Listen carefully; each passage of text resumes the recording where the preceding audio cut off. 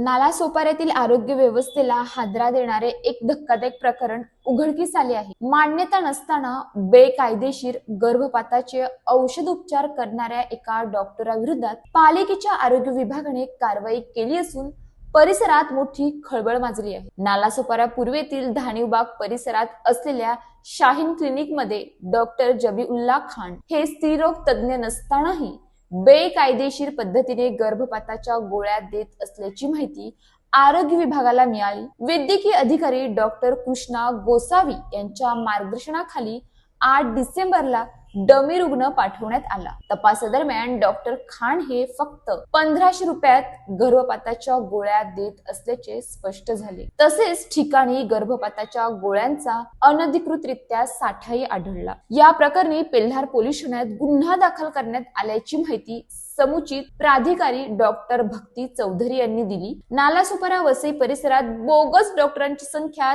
झपाट्याने वाढत आहे। वैद्यकीय शिक्षण नसताना अनेक जण क्लिनिक चालवून नागरिकांच्या आरोग्याशी खेळ करत असल्याच्या तक्रारी वाढत आहेत।